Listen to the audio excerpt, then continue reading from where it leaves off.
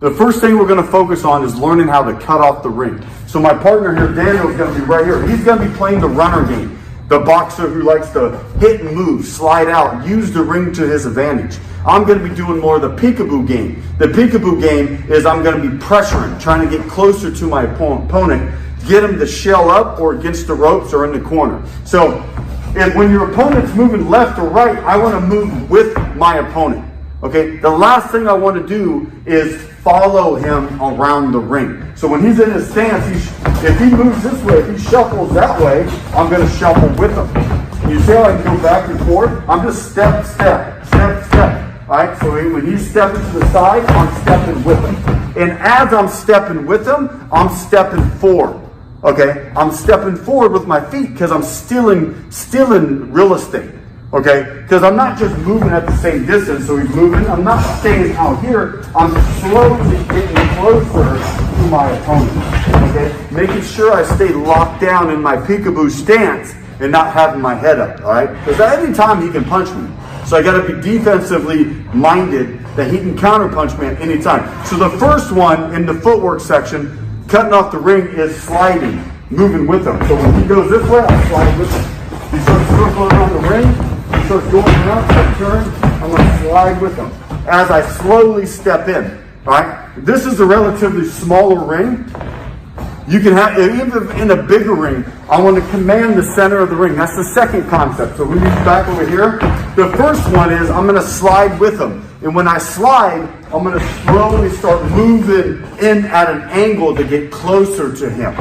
All right, almost like I'm sucking the airspace out between us. All right, the second concept of cutting off the ring is I'm going to own the center of the ring and I'm going to turn with him.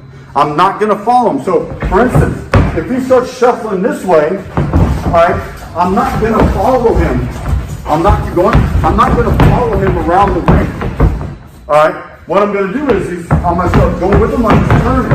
I just turn in the center and then I start taking those little steps in, stepping with him. So he keeps going. I just follow his and I start turning with him. He goes back the other way, I'm going with him.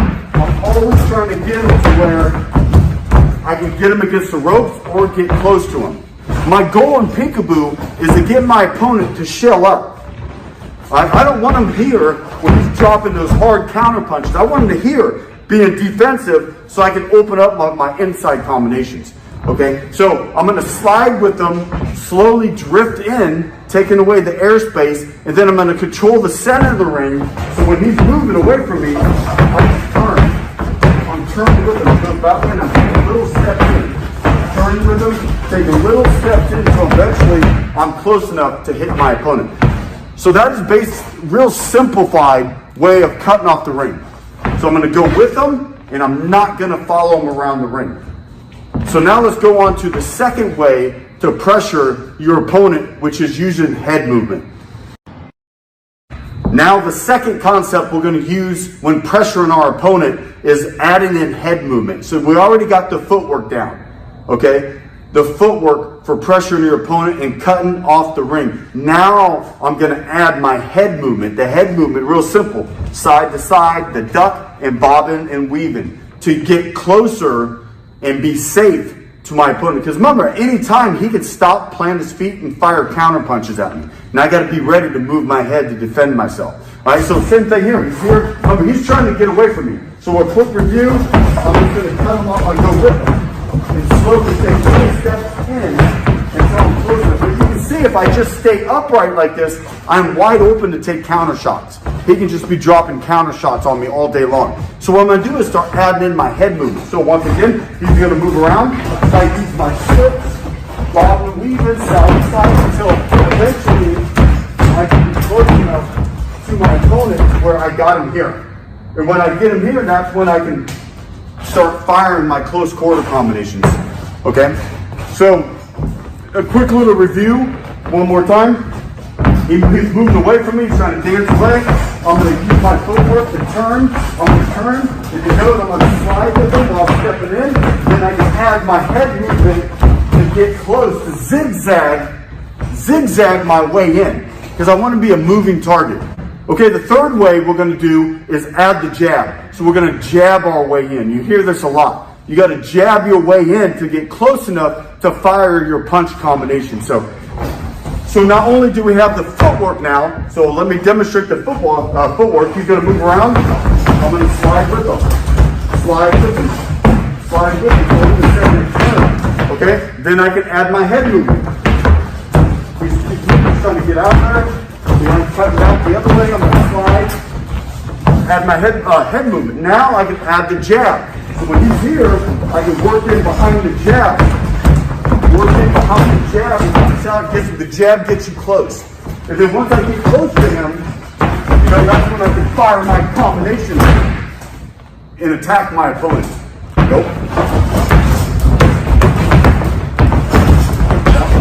There you go.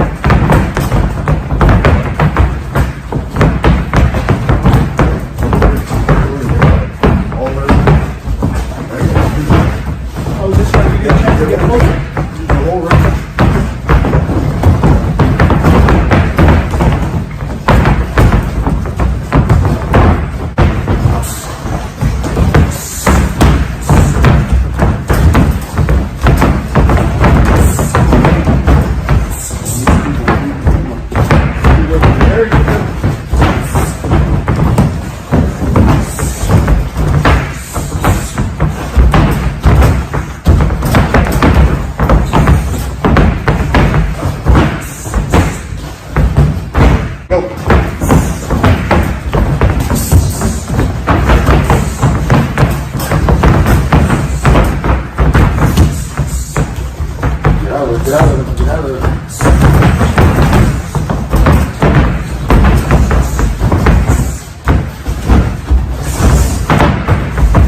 Go, ground.